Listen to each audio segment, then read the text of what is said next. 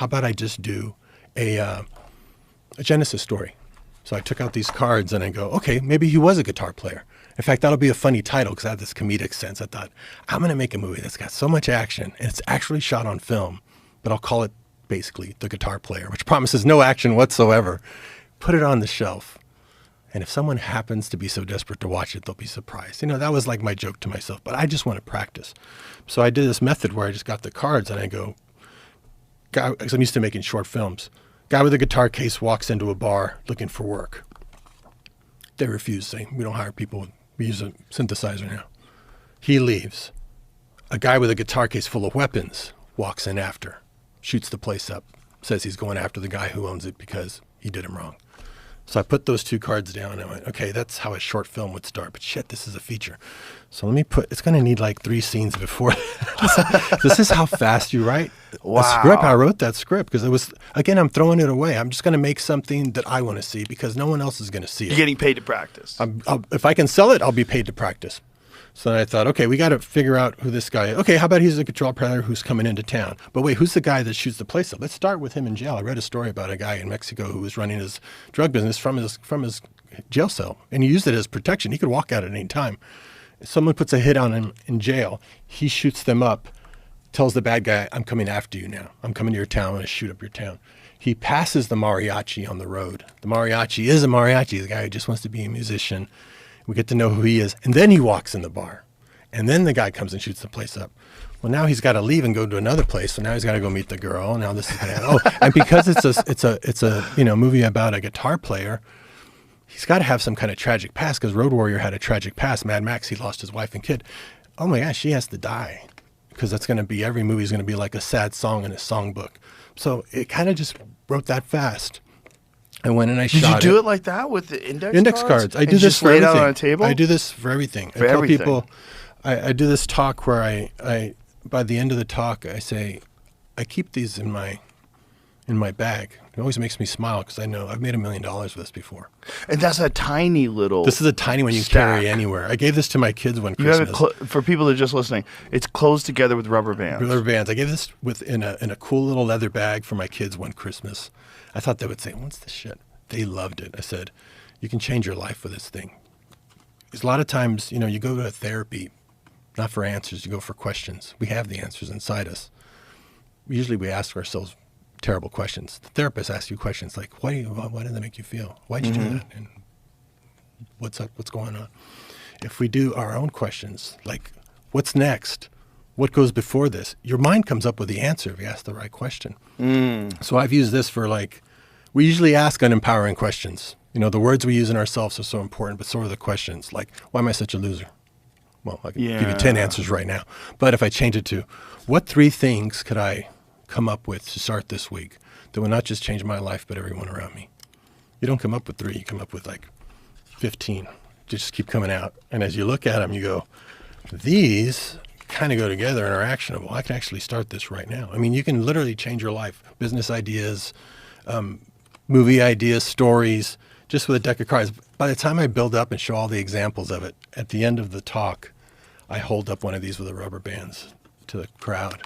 And I say, who wants to change your life? Wow. Everybody's hands go up. I toss one out. They catch it. In fact, I remember my nephew about 7 years ago caught one. And it's funny because he's on Broadway now. It's just lets you map out your life. Another friend of mine, DJ Catrone, he's an actor. He caught one. And he said, wow, that talk you gave was so empowering and how you wrote it. I went home and I picked up an old script I hadn't picked up in a while. And I just cut off the phone for 3 days and I finished it. And I said, you finished a script in 3 days? I like the feedback loop that happens when you inspire somebody. I go, well, I'm going to try that because I got a bunch of half-baked ideas that I've never gone and done that with. You did it in 3 days? Yeah, if you shut the phone off, you can do it in 3 days. And now he has that movie's out. It's coming out. It's called Fight or Flight with Josh Hartnett. He wrote that. Yeah. After hearing the talk, he went and picked up this old thing that he thought. And I get this a lot when I've talked to people. It's really inspiring to them to hear other people. That's why I'll ask you questions about it too. Where did you develop this approach? Is this something you completely invented yourself, just to map out life on index cards? Writers will often put index cards up to just kind of block out a scene. It's a visual way to see your story. Like when you lay it out and you go, oh, this works. I'm missing a section here. But again, this is asking you, what could I put there? you'll come up with a bunch of ideas, and it almost gives you like an overview. But I started it when I was a cartoonist. I had a daily cartoon strip. So I would draw on different cards, different drawings, and every day I had to come up with a comedic idea and a drawing and a story. And it was tough. You'd have to draw it out. And you would sometimes make 2 drawings that you really liked and go, oh, this kind of is the setup. 1, 2, 3, payoff of the joke here. And then come up with it like that. So I kind of use it for everything. It's kind of I'm a more visual kind of person. So it helps you visually see something that's normally like written words and stuff.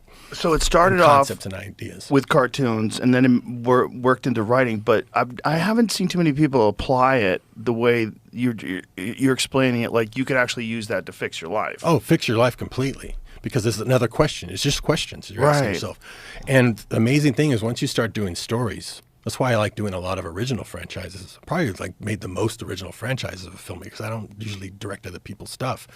Because you realize you're creating this story. Like I just made this guy's destiny happen, and I can give him a good outcome or a bad outcome. It's in my control. And you realize you can do that with your own life. So you're writing the story of your own life of who you're going to become, who you're going to be. And as a parallel, and you realize you've got that power. And when you realize you got that power, you can make literally anything happen.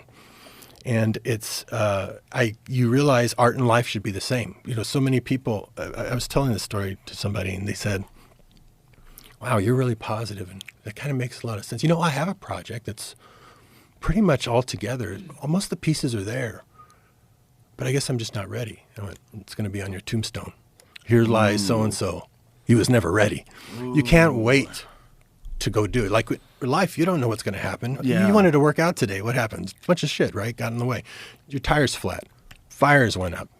You just got fired. You can't. Right. You're not ready for life. You're like this. Right. But for some reason, people, artists, think that they need to be ready to create art. It's like, no, you got to jump in and just start. You just need to start. You're not going to really feel ready till you're almost done with a project. I didn't feel ready to make that $7,000 movie till the last few days when I was like, okay, now I wrap my head around it. I have to figure it out day by day. Yeah, the procrastination really cripples people. Yeah, or really thinking that does. they need to know more. And you don't realize the answers you get that you need are not going to be figured out sitting at a desk, going to be on the floor.